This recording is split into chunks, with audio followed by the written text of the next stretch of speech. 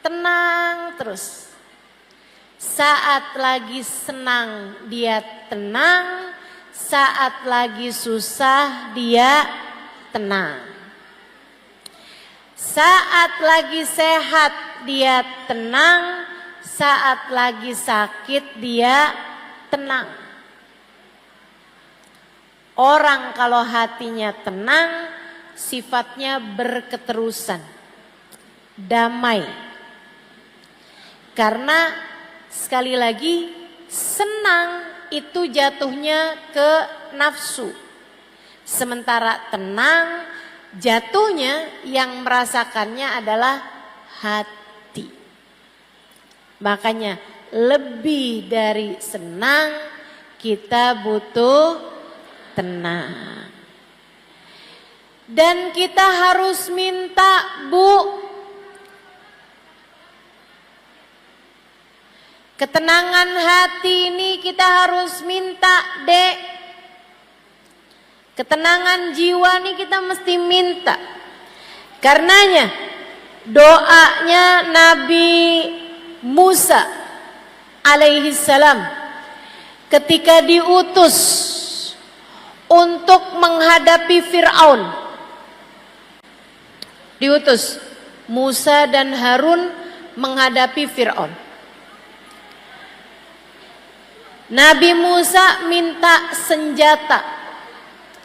Nabi Musa minta bekal kepada Allah Subhanahu wa taala menghadapi musuh bebuyutan yang sangat kuat ini, yaitu Fir'aun. Katanya Nabi Musa, Rabbi syrahli sadri wa yassirli amri wahlul uqdatan min lisani yafqahu qawli waj'alni waziran min ahli Haruna akhi. Itu doa Nabi Musa. Nomor satu yang diminta sama Nabi Musa bukan senjata, pedang sangat tajam. Dari semua hal Nabi Musa bahkan gak minta ilmu. Ya Allah, saya dikasih ilmu dong buat ngadepin Fir'aun. Nabi Musa gak minta kesaktian. Ya Allah, saya dikasih sakti dong ngadepin Fir'aun. Akan tetapi yang diminta oleh Nabi Musa nomor satu adalah Rabbi syrahli sadri. Ya Allah, lapangkanlah hatiku. Kenapa yang diminta kelapangan? Sebab hati yang lapang akan selalu tenang. Hati kalau lapang bakalan tenang. Kita kalau ngelihat lautan gede, hati kita ngelihat lautan tenang. Kenapa gitu? Karena besar. Sesuatu kalau lapang membuat hati jadi tenang. Makanya yang diminta nomor satu sama Nabi Musa adalah kelapangan hati atau ketenangan hati. Nabi Ibrahim juga gitu. Nabi Ibrahim minta sama Allah. Katanya Nabi Allah Ibrahim alaihi salam, Rabbi arini kaifa tuhyil mauta. Ya Allah, tunjukkan kepada saya bagaimana Engkau menghidupkan yang telah mati. Allah balik bertanya kepada Nabi Ibrahim, awalam tu'min? Kamu minta aku tunjukkan bagaimana aku menghidupkan yang mati. Apakah Ibrahim kamu tidak beriman padaku?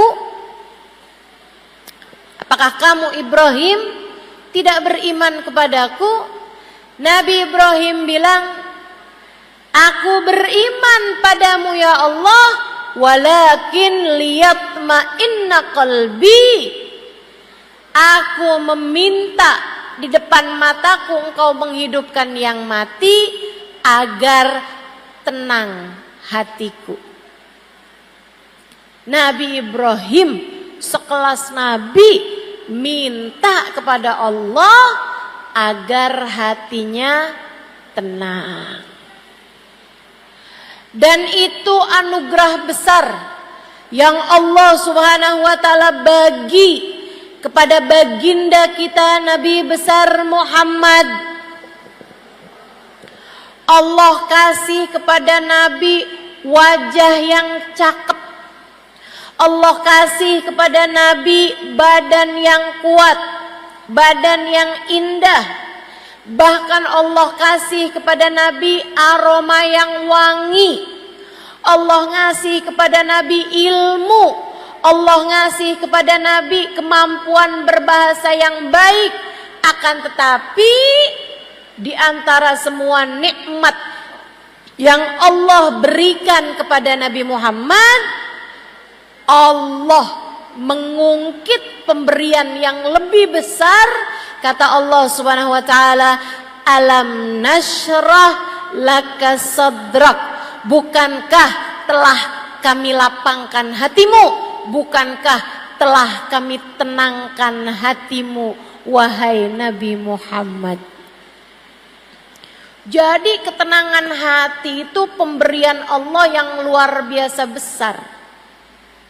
Kamu jangan cuman minta duit sama Allah. Jangan cuman minta uang, harta. Ya Allah, kepengen punya rumah yang besar. Jangan cuman muntah itu.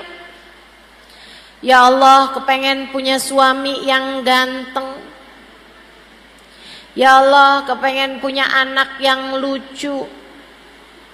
Ya Allah, kepengen punya mobil yang bagus, pengen punya motor yang bagus, pengen punya HP yang bagus, pengen punya baju, pengen punya tas yang bagus. Jangan hanya minta itu kepada Allah Subhanahu wa taala. Hidup udah cukup lama, rambutmu sudah mulai beruban. Kalau doa yang diminta duit melulu, apa enggak malu? Bu, umur udah kepala 4 bahkan kepala 5. Udah sholat lama-lama, doa, waktunya doa yang diminta duit lagi, duit lagi.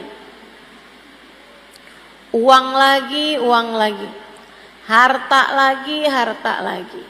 Dunia lagi, dunia lagi. Jika semua yang kamu minta di dunia adalah untuk duniamu, lantas dengan apa kamu menuju ke akhiratmu? Takutnya sama Allah dikasih semua hajat-hajatmu dunia. Begitu masuk dalam alam kubur, kamu jadi miskin papa. Kamu jadi enggak punya apa-apa. Sayang-sayang. Ayo minta yang penting. Salah satu dari yang penting, minta sama Allah kelapangan hati, minta sama Allah ketenangan hati. Orang kalau sama Allah dikasih hati yang tenang, setengah permasalahan dalam kehidupan sudah berhasil dia jalani dengan mudah. Tapi orang kalau hatinya enggak tenang, sedikit-sedikit rasanya galau. Dikasih susah sedikit rasanya udah kayak mau kiamat. Susah terus-terusan. Hati kalau enggak lapang, enggak ada enak-enaknya berkehidupan. Jadi orang miskin, jadi orang kaya susah, jadi orang miskin lebih susah lagi. Orang kalau hatinya enggak tenang, orang kalau hatinya enggak tenang, Jadi orang pinter susah, jadi orang bodoh lebih susah lagi. Orang kalau hatinya nggak tenang. Makanya penting bagi kita untuk minta kepada Allah, Rabbi syrahli sadri. Ya Allah, lapangkanlah hatiku. Mudah-mudahan semua yang hadir Allah karuniai ketenangan hati. Semoga semua yang hadir dikaruniai kedamaian jiwa. Semoga semua yang hadir hatinya jadi hati yang mengerti, kenal Allah, makrifat pada Allah, sehingga hatinya senantiasa damai insya Allah. Gimana caranya biar hati kita tenang?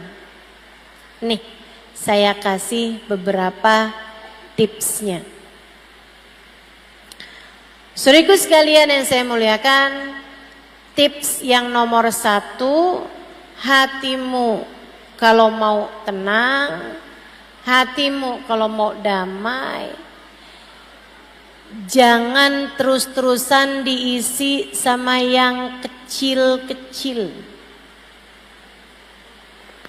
Nanti hatinya terus-terusan kecil. Hatinya terus-terusan sempit kalau kamu taruh dalam hatimu barang-barang yang kecil. Sebab hati itu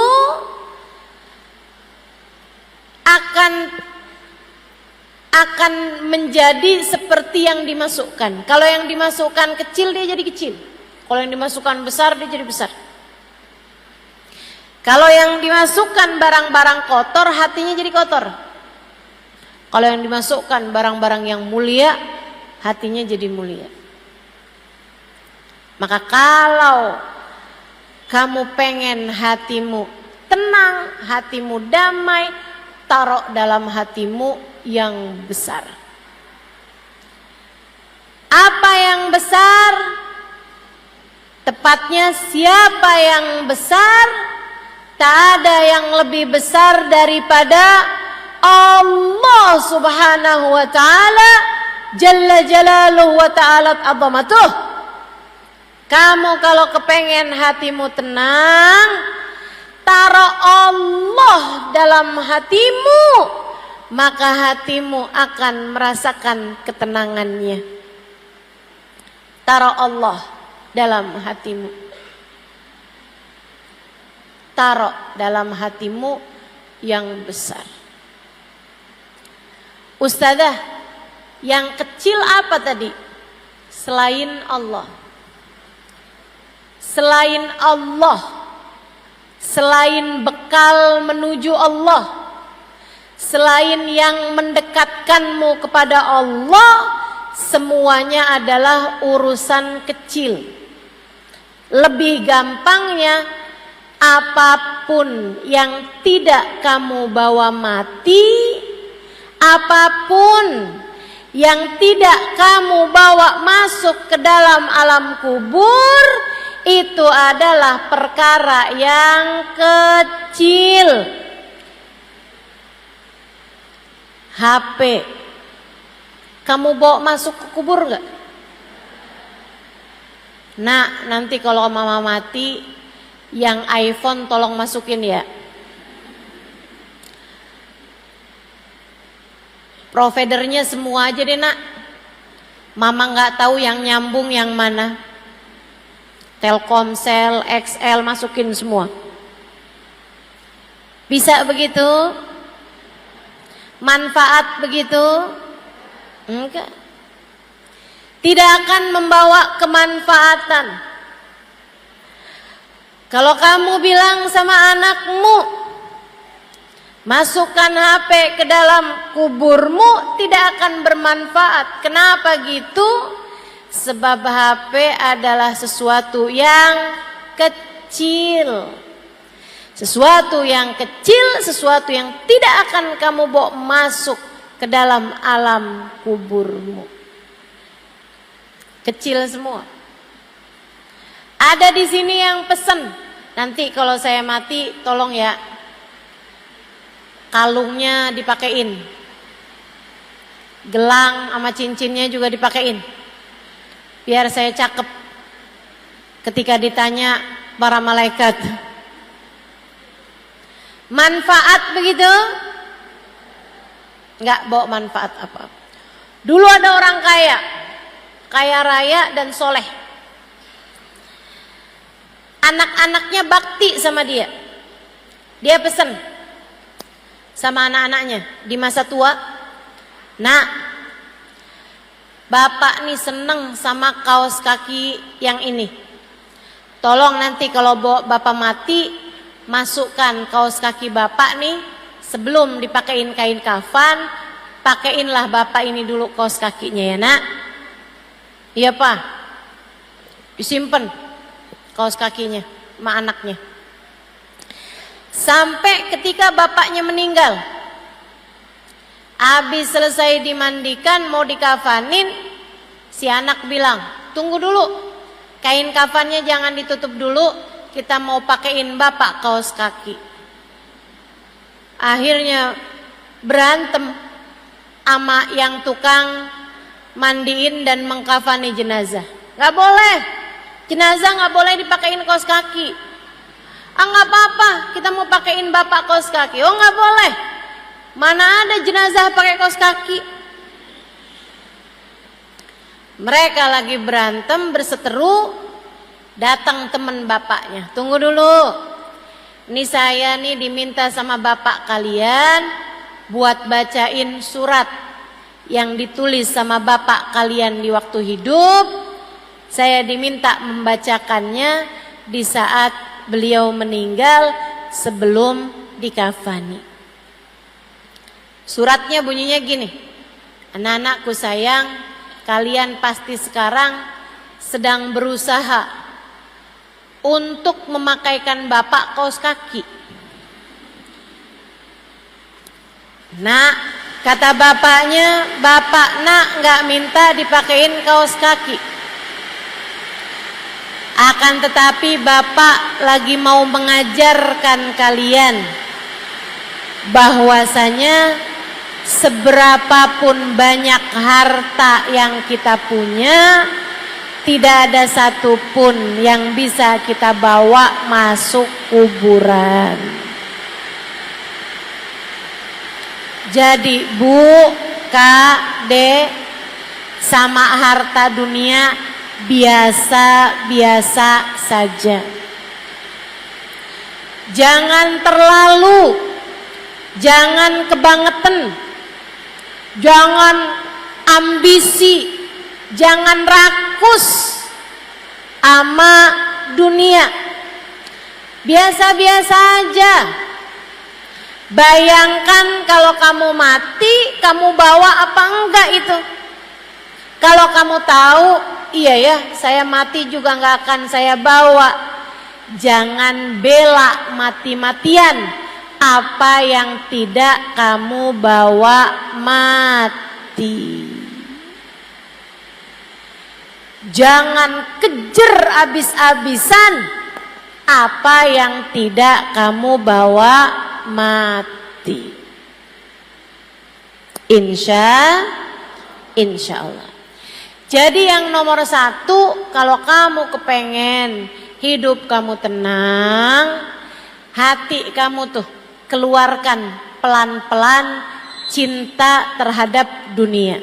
Percaya saya, orang yang hatinya penuh dengan ambisi terhadap dunia nggak akan tenang, tidak akan tenang. Kamu kalau lihat, orang itu tenang banget ya, itu pasti karena hatinya nggak terlampau cinta dunia.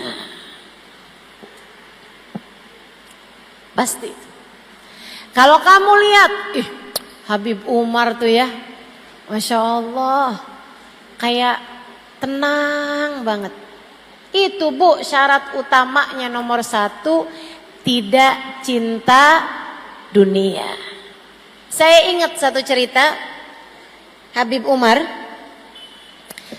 lagi datang ke satu negara sama orang kaya di negara tersebut. Habib Umar dikasih hadiah tongkat. Habib Umar terima, makasih. Karena memang ajaran kami, ajaran kita, ajaran yang diajarkan oleh guru-guru kami, kalau dikasih jangan ditolak, kalau nggak dikasih jangan minta. Ini teori kita nih terhadap urusan dunia. Kalau dikasih jangan ditolak, kalau nggak dikasih jangan minta.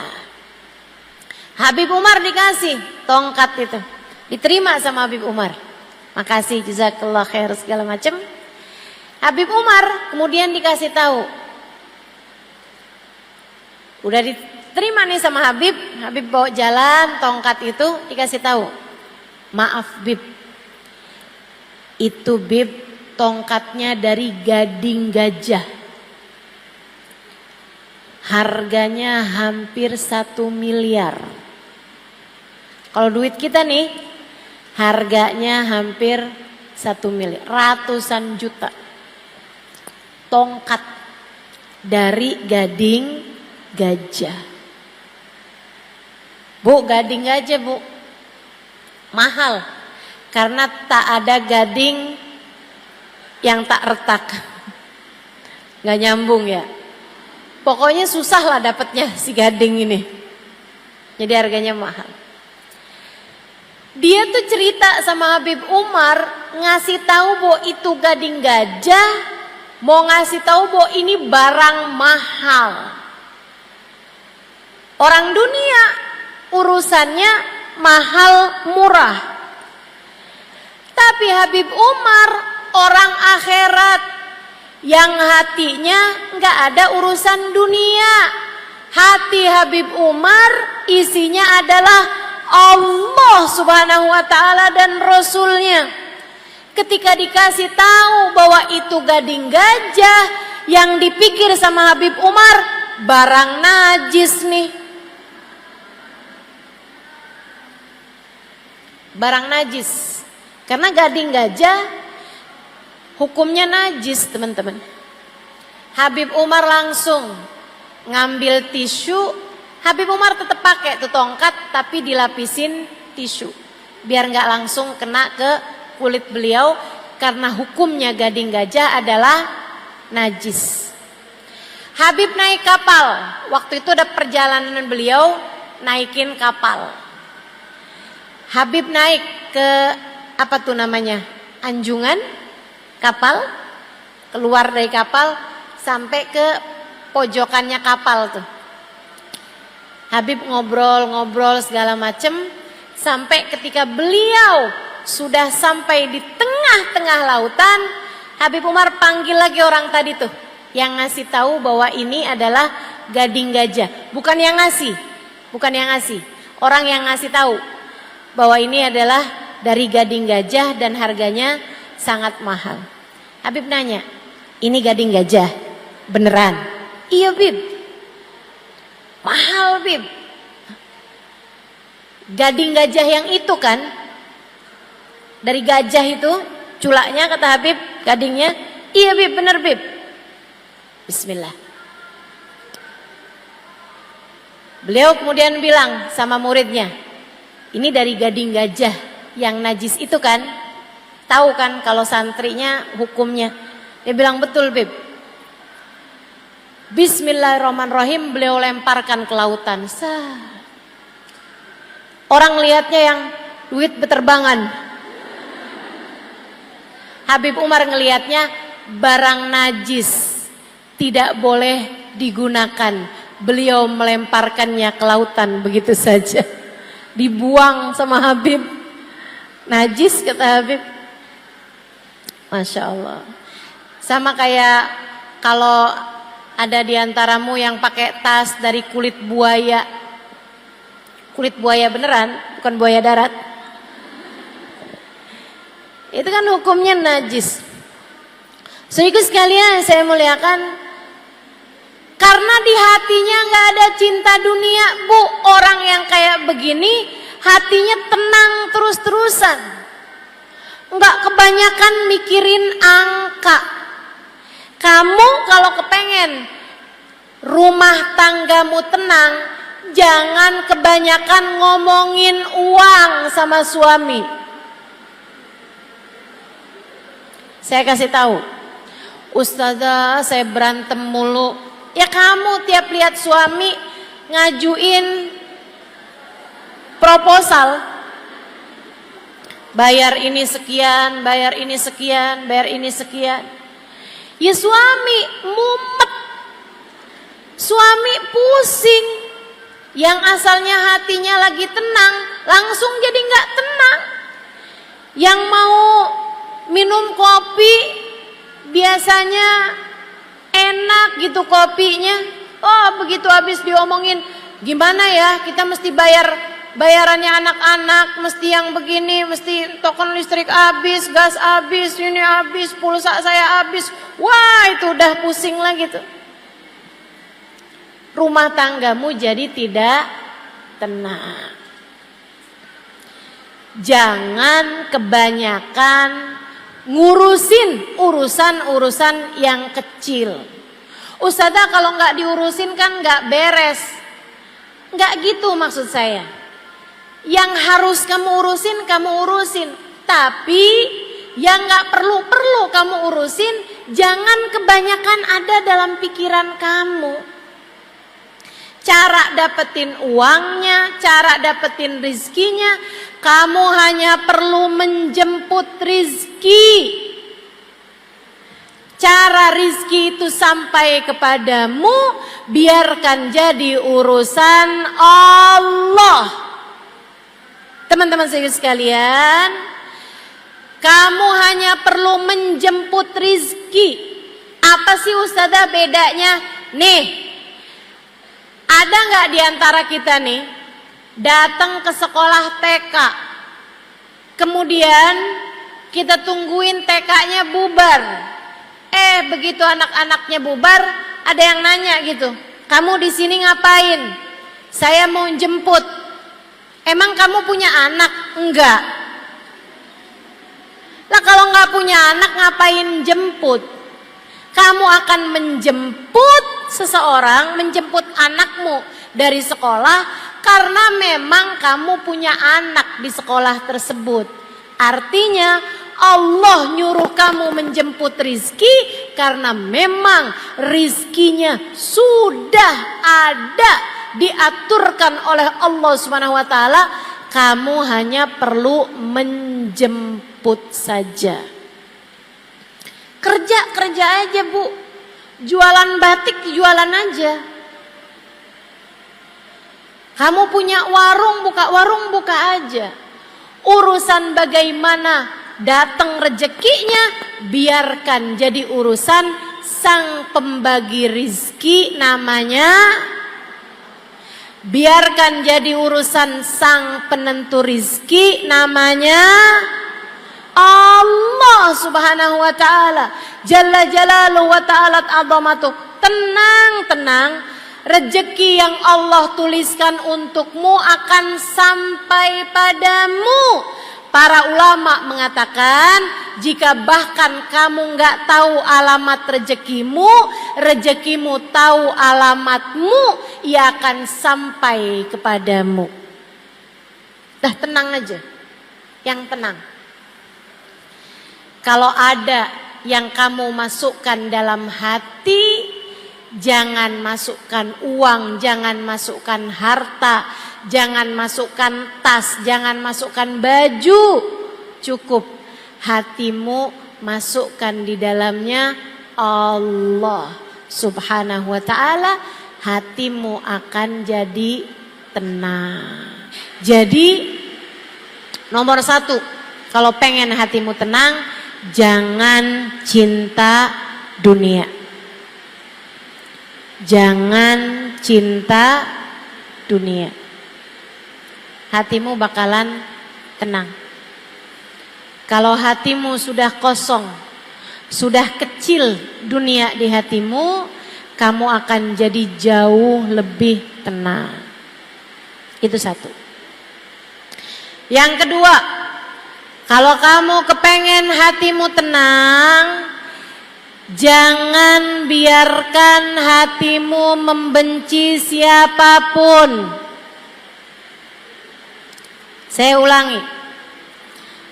Tips, trik dari saya, amalan dari saya. Biar hati kamu tenang, nomor 1, jangan cinta dunia. Keluarkan pelan-pelan rasa cinta dunia dalam hatimu. Tiap kamu kepengen ini, kepengen itu, ingat, nggak saya bawa mati, nggak saya bawa mati, nggak saya bawa mati. Termasuk dunia adalah mencintai seseorang dengan berlebihan.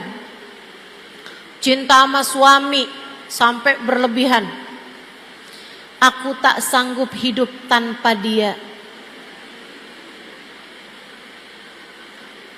Cinta anak dengan berlebihan, jangan.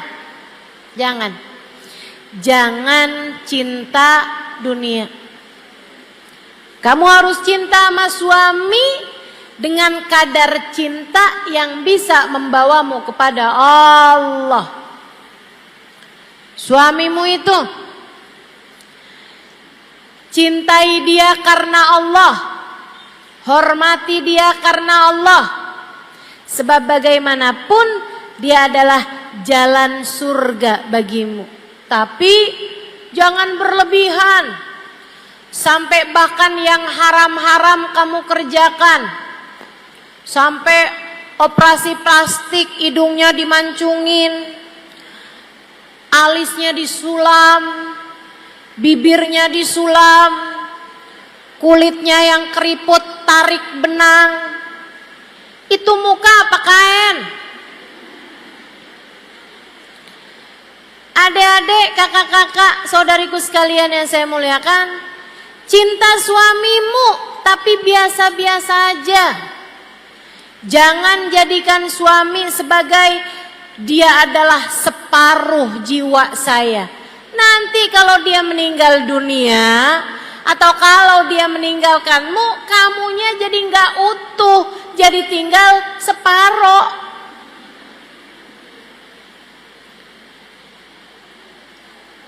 Jangan cinta dunia, hati kamu bakalan tenang. Yang nomor 2, jangan benci siapapun. Hati kamu tenang. Selagi hatimu punya kebencian, benci sama fulanah karena dia godain suami saya,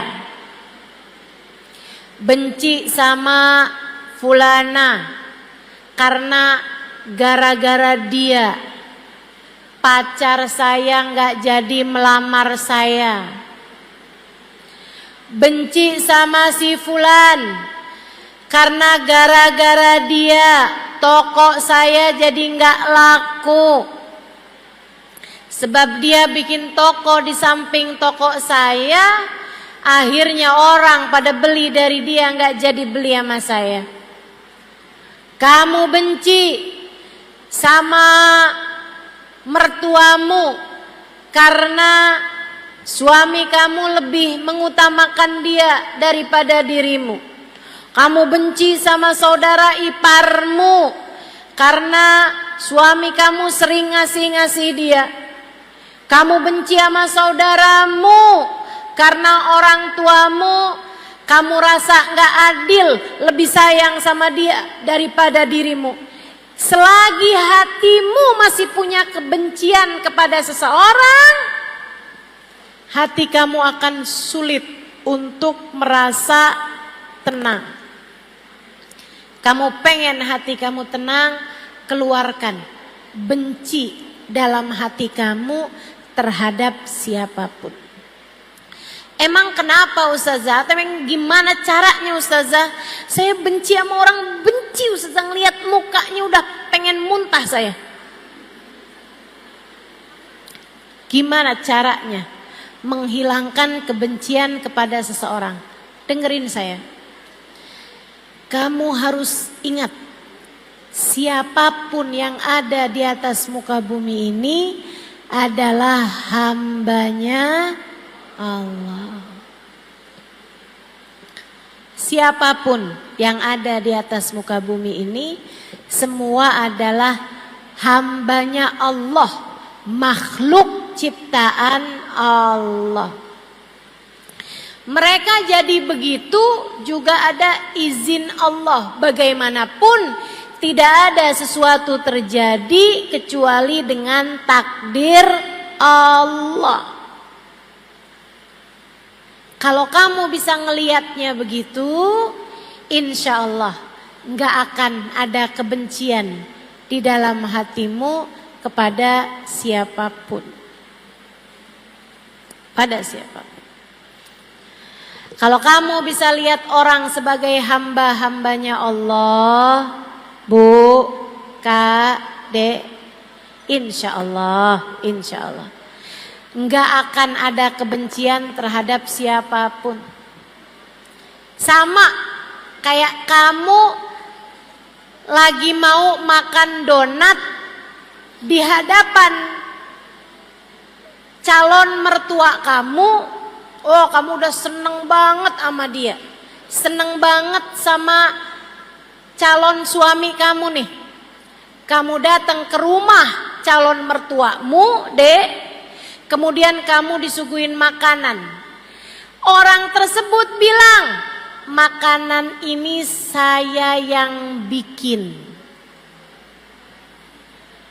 Kamu makan donatnya, kamu tahu dia yang bikin. Ternyata ketika kamu makan, kamu gak suka karena donatnya gak enak. Berani gak kamu lemparkan donat tersebut, kemudian kamu bilang, "Tih, gak enak donatnya." Berani gak? Gak berani. Kenapa begitu? Di hadapan yang bikin. Kamu tahu ketika donatnya kamu kata-katain, donatnya gak bakalan bales. Kalau kamu bilang, "Ih, donatnya gak enak," donatnya gak bakalan bilang, "Kamu juga jelek." Gak bakal. Akan tetapi yang bikin, yang punya donat tersebut sedang menatapmu dan dia berkata, "Ini adalah buatanku." Kamu ketika seperti itu kamu paham, walaupun gak enak, pasti kamu akan berusaha untuk menikmatinya. Orangnya nanya, gimana rasanya? Enak. Betul begitu? Itulah baginda kita Nabi besar Muhammad sallallahu alaihi wasallam. Pagi-pagi minta sarapan, disuguhin roti keras. Nabi Muhammad nanya, "Halakum min idam?"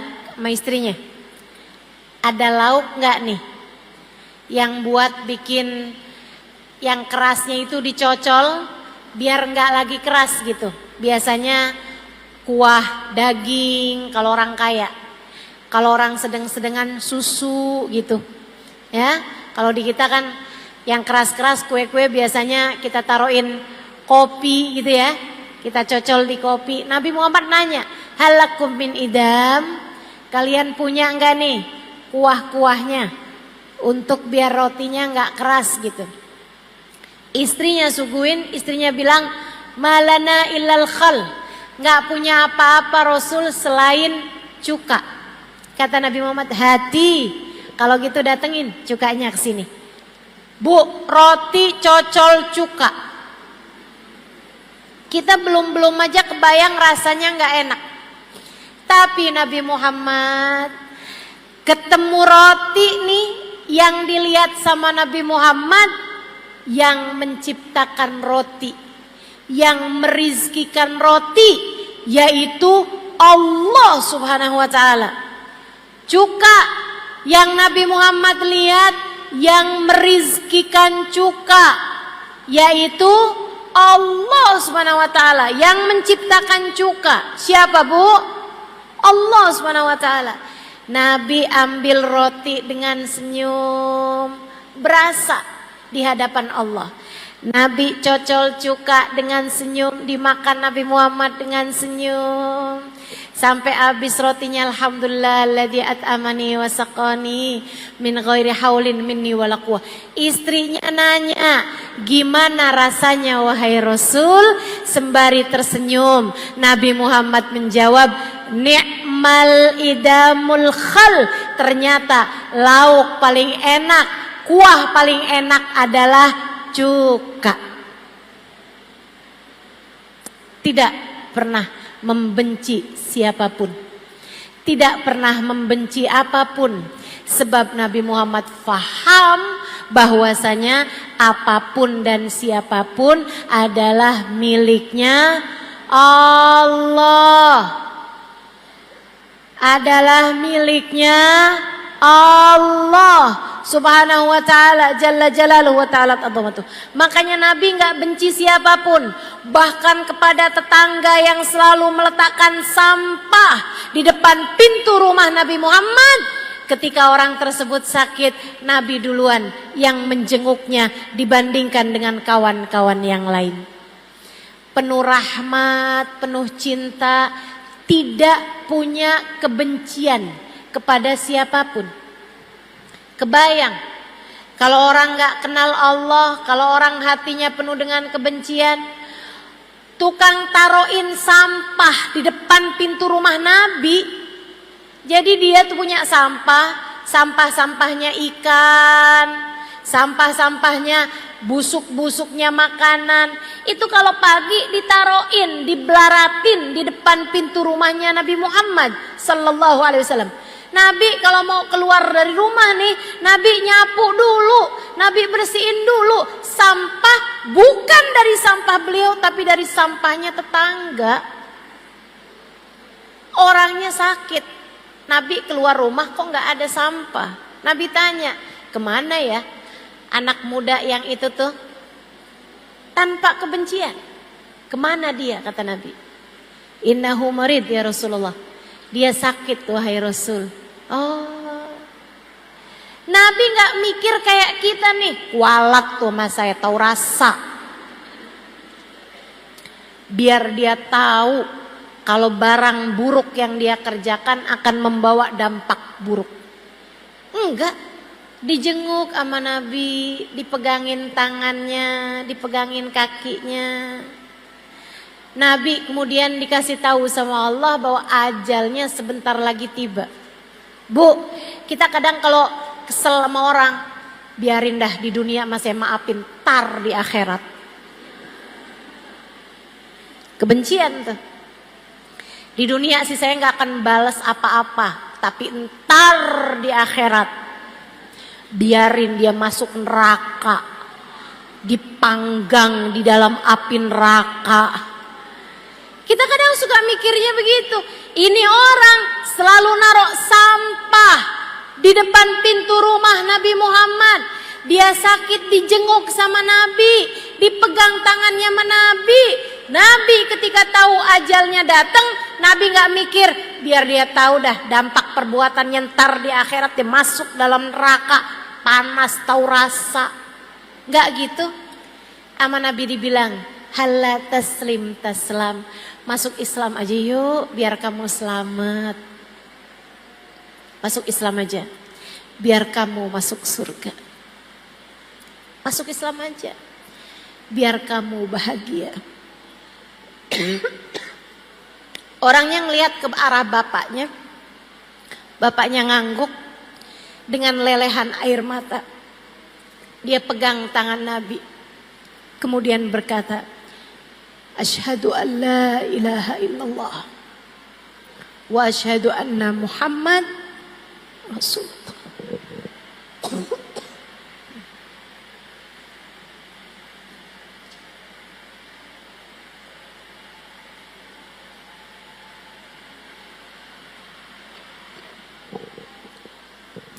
Kenapa Nabi Muhammad bisa sepenuh cinta itu kepada siapapun? Saudaraku sekalian yang saya muliakan, karena Nabi melihat orang bukan sebagai fulan bin fulan, fulanah bintu fulan, bukan. Tapi melihat semua orang sebagai hambanya Allah. Kalau kita benci sama ciptaan Allah, takutnya kita dibenci sama penciptanya. Jangan benci kepada siapapun. Kalau kamu bisa hilangkan rasa tersebut dari dalam hatimu, saya berani jaminkan bahwa hatimu akan jauh lebih tenang. Makanya nih, Lebaran, halal lebih halal. Siapapun aja yang pernah bikin salah sama kamu, saya sarankan padamu, maafkanlah dia. Saya nggak kesian sama orang itu yang udah bikin salah sama kamu. Enggak, saya nggak kesian, saya nggak kenal juga. Saya kesian sama kamu. Kalau kamu terus-terusan taruh dendammu di dalam hati, kebencian kepadanya di dalam hatimu, saya takut lama-kelamaan yang menciptakan dia akan ikut serta benci kepadamu. Saya yang bikin kok, kata Allah. Dia hambaku, kata Allah. Dia makhlukku, kata Allah. Kenapa kamu segitunya benci kepada orang tersebut? Jangan benci siapapun. Gak apa-apa. Orang itu pernah bikin salah, gak apa-apa, wajar. Mau jadi siapa kita sampai semua orang senang semua sama kita? Sama Nabi Muhammad aja ada yang fitnah, ada yang pengen bunuh, ada yang mukul, ada yang ngata-ngatain. Biasa aja teman-teman, biasa aja. Kita dibenci sama orang biasa aja, tapi kita jangan benci sama siapapun dengan kita mengingat bahwa semua manusia adalah ciptaan Allah. Ciptaan Allah. Itu tips yang kedua. Yang ketiga, ada berapa banyak nih Ustazah? 4 deh.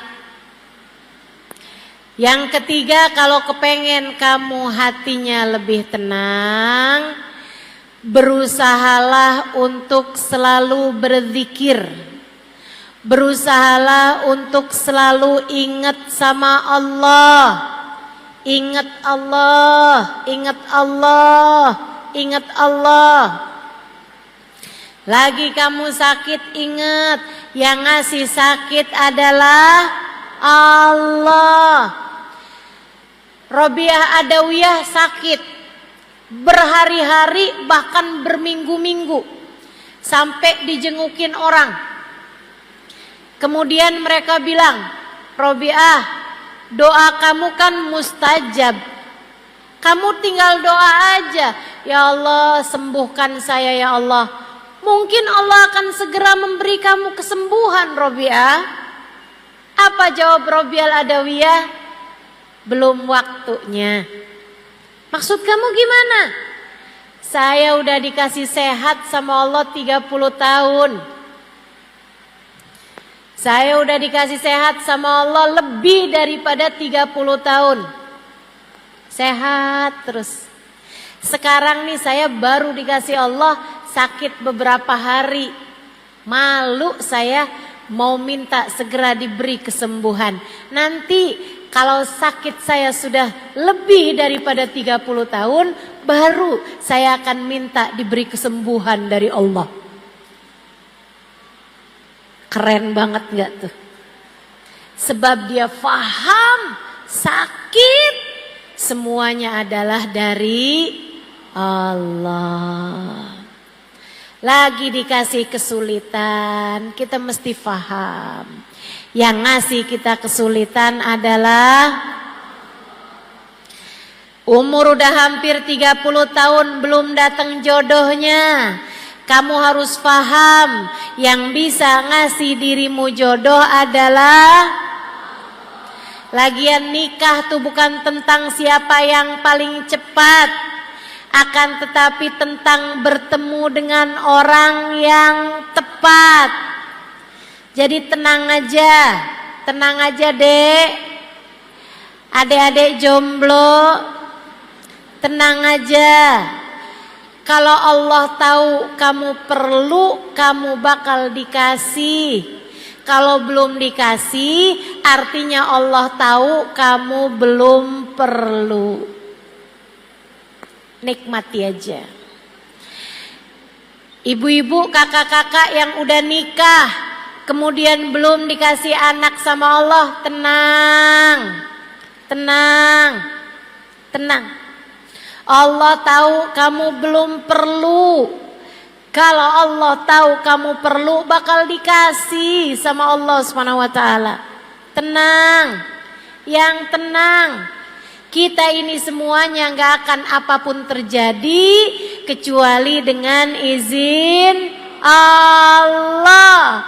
Maka hati kamu tuh terus-terusan aja ingetin Allah, Allah, Allah, Allah. Fahamilah, tak ada apapun terjadi melainkan semuanya dengan izin Allah. Tuh, rezeki kamu dikasih berapa, semuanya dari Allah. Muka kamu diciptakan seperti apa, itu semuanya adalah dari Allah. Nggak usah pusing-pusing mau berangkat ke Korea buat operasi plastik. Nggak usah. Dah, dinikmati aja. Dinikmati aja semuanya. Saudaraku sekalian yang saya muliakan, yang punya suami, silahkan dinikmati suaminya. Nggak usah susah-susah, sebab apapun yang terjadi semuanya adalah dengan izin Allah. Dengan izin Allah. Dah, dinikmati aja. Punya suami ganteng, alhamdulillah. Nggak usah susah-susah nonton drama Korea. Nontonin suami aja. Punya suami kurang ganteng, atau gantengnya nggak kelihatan, yang kelihatan nggak gantengnya, alhamdulillah, dinikmati aja, jaganya nggak susah, nggak ada yang mau sama dia,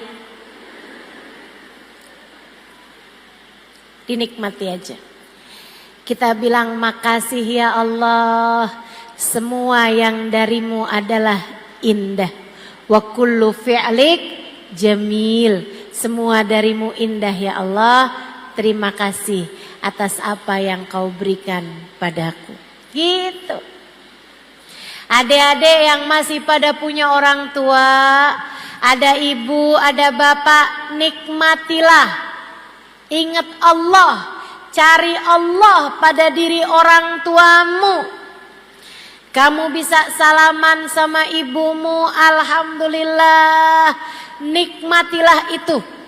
Kamu bisa pandang wajah ibumu, alhamdulillah, nikmatilah itu. Kamu bisa pandang wajah ayahmu, alhamdulillah, nikmatilah itu. Kalau datang waktu kamu kehilangan salah satu dari keduanya, kamu pasti akan merindukan kenikmatan-kenikmatan tersebut. Dinikmati aja semuanya. Ingat Allah, Allah, Allah. Yang ngasih semuanya adalah Allah. Lagi sakit, alhamdulillah, makasih ya Allah. Buat ngapusin dosa. Sakit itu penghapus dosa. Ingat Allah saat sakitmu. Ingat Allah saat sehatmu. Ingat Allah saat susahmu. ingat Allah saat mudahmu. Dengan cara itu hatimu akan jauh lebih tenang. Terakhir, kalau kamu pengen hatimu tenang, hatimu tuh taruhkan di dalamnya rasa cinta kepada manusia yang paling tercinta di sisi Allah, namanya Nabi Muhammad, namanya Sayyiduna Muhammad, junjungan kita baginda Nabi besar Muhammad. Bu, saya udah banyak ketemu orang-orang yang hatinya tenang karena mereka punya rasa cinta yang besar kepada baginda Nabi besar Muhammad. Semakin besar cintanya kepada Nabi, hatinya menjadi semakin tenang, hatinya menjadi semakin penuh cinta. Kenapa begitu? Karena orang kalau di dalam hatinya terdapat cinta kepada Nabi Muhammad, Allah akan turunkan cintanya Allah, rahmatnya Allah ke dalam hati tersebut.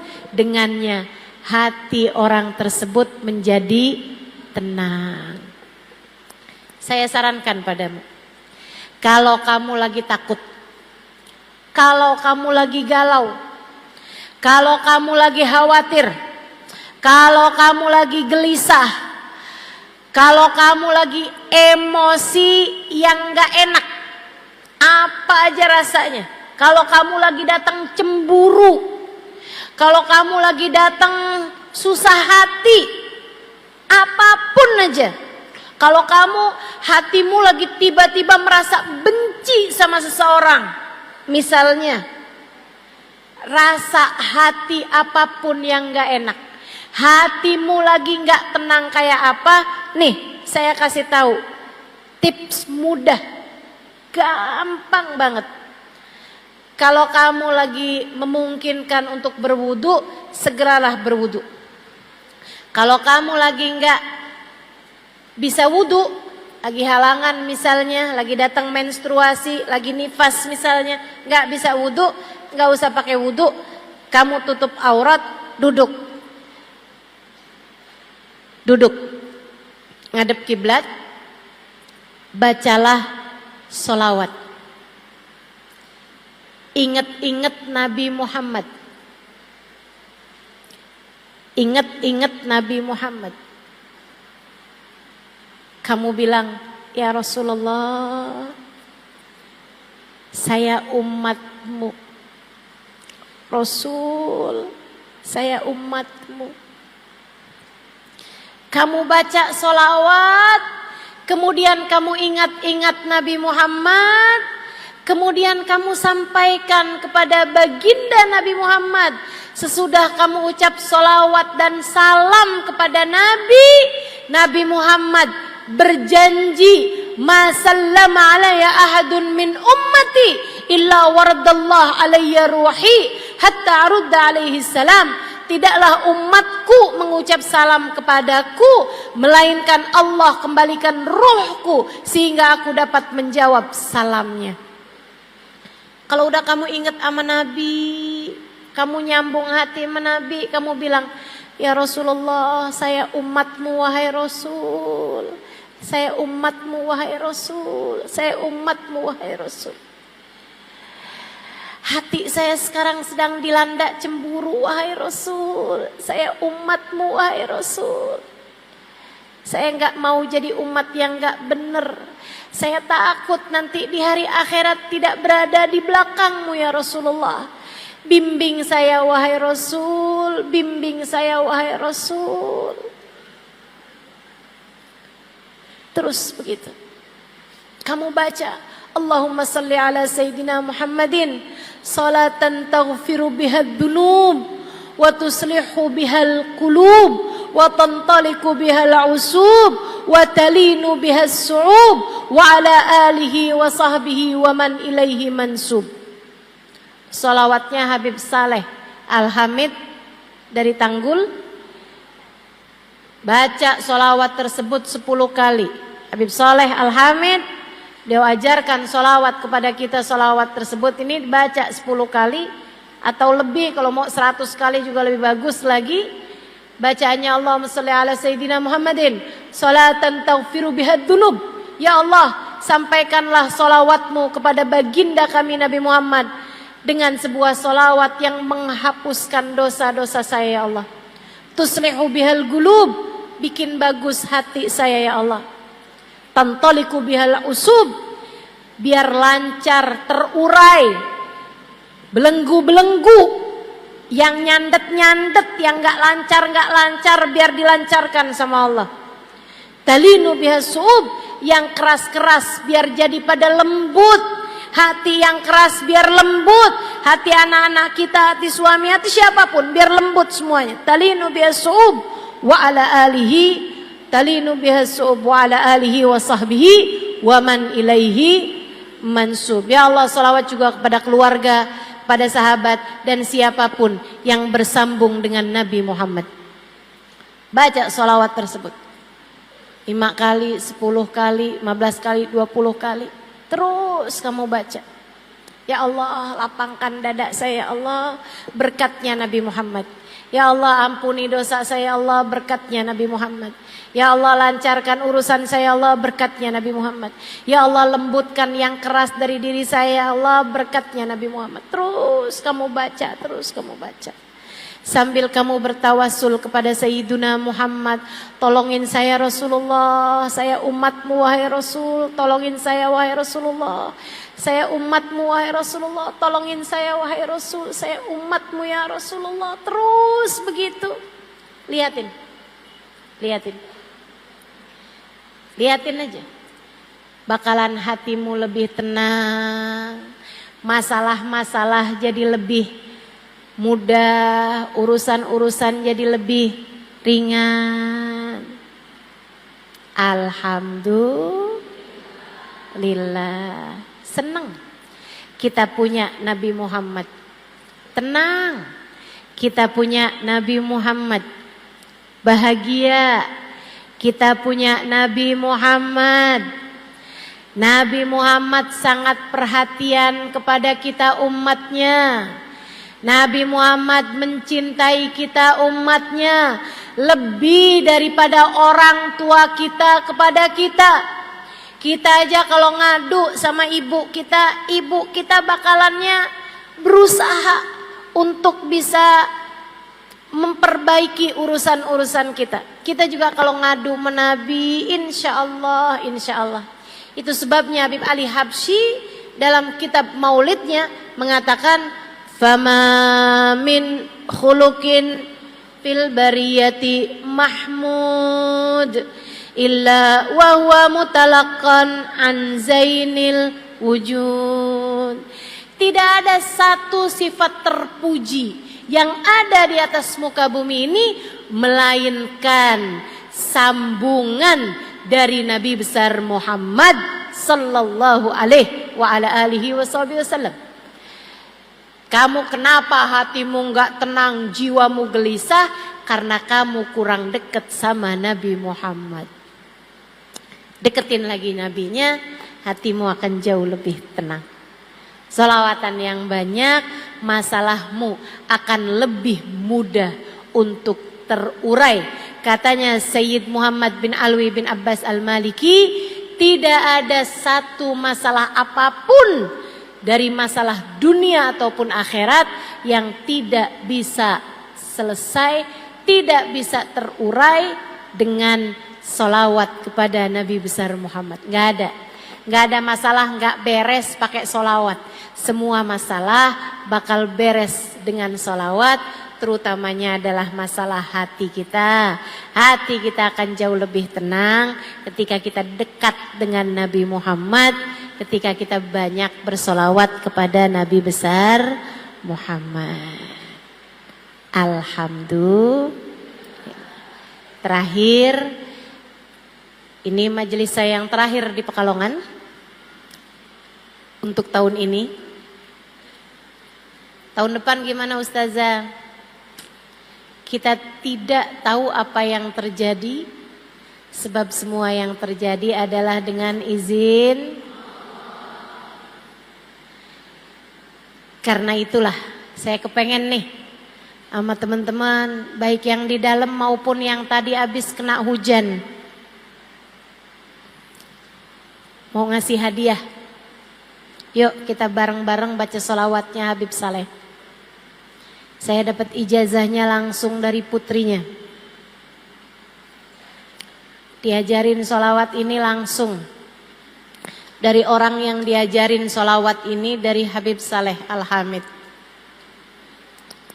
Saya berharap semoga semua yang hadir di tempat ini dosanya semua diampuni Allah. Hatinya semuanya dilapangkan oleh Allah. Hatinya semua ditenangkan oleh Allah.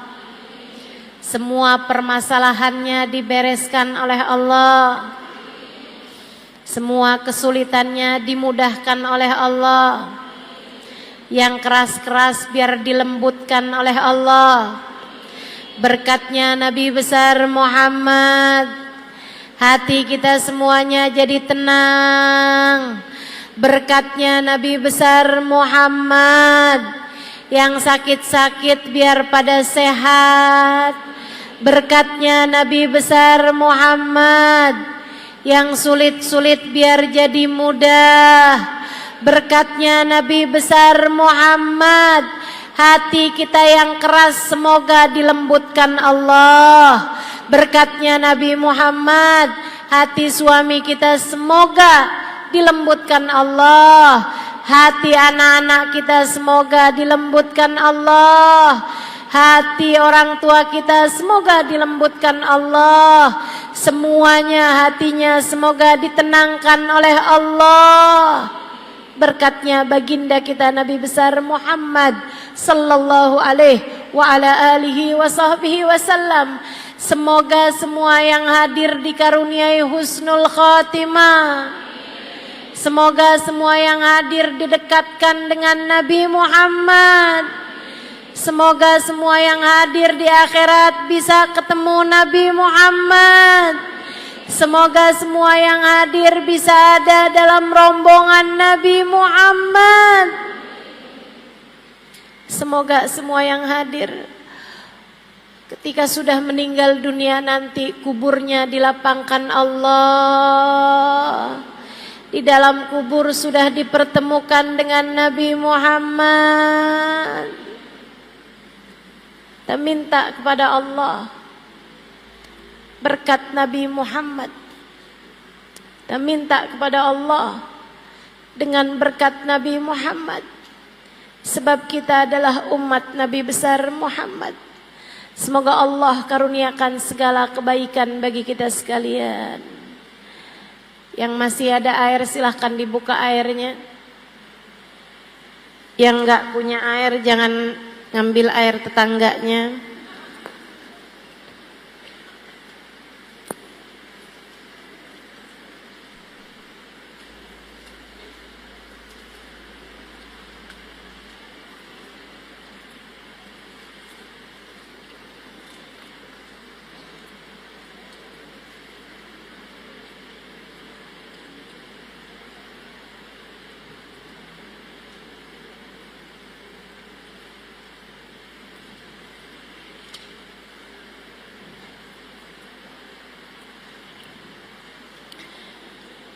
إن الله وملائكته يصلون على النبي يا أيها الذين آمنوا صلوا عليه وسلموا تسليما اللهم صل على سيدنا محمد صلاة تغفر بها الذنوب وتصلح بها القلوب وتنطلق بها العصوب وتلين بها الصعوب وعلى آله وصحبه ومن إليه منسوب اللهم صل وسلم على سيدنا محمد صلاة تغفر بها الذنوب وتصلح بها القلوب وتنطلق بها العصوب وتلين بها الصعوب وعلى آله وصحبه ومن إليه منسوب اللهم صل وسلم على سيدنا محمد صلاة تغفر بها الذنوب وتصلح بها القلوب وتنطلق بها العصوب وتلين بها الصعوب وعلى آله وصحبه ومن إليه منسوب اللهم صل وسلم على سيدنا محمد صلاة تغفر بها الذنوب تصلح بها القلوب وتنطلق بها العصوب وتلين بها الصعوب وعلى آله وصحبه ومن إليه منسوب اللهم صل وسلم على سيدنا محمد صلاة تغفر بها الذنوب تصلح بها القلوب تنطلق بها العصوب وتلين بها الصعوب وعلى آله وصحبه ومن إليه منسوب اللهم صل وسلم على سيدنا محمد صلاة تغفر بها الذنوب تصلح بها القلوب تنطلق بها العصوب وتلين بها الصعوب وعلى آله وصحبه ومن إليه منسوب اللهم صل وسلم على سيدنا محمد صلاة تغفر بها الذنوب تصلح بها القلوب تنطلق بها العصوب وتلين بها الصعوب وعلى آله وصحبه ومن إليه منسوب اللهم صل وسلم على سيدنا محمد صلاة تغفر بها الذنوب تصلح بها القلوب تنطلق بها العصوب تلين بها الصعوب وعلى آله وصحبه ومن إليه منسوب اللهم صل وسلم على سيدنا محمد صلاة تغفر بها الذنوب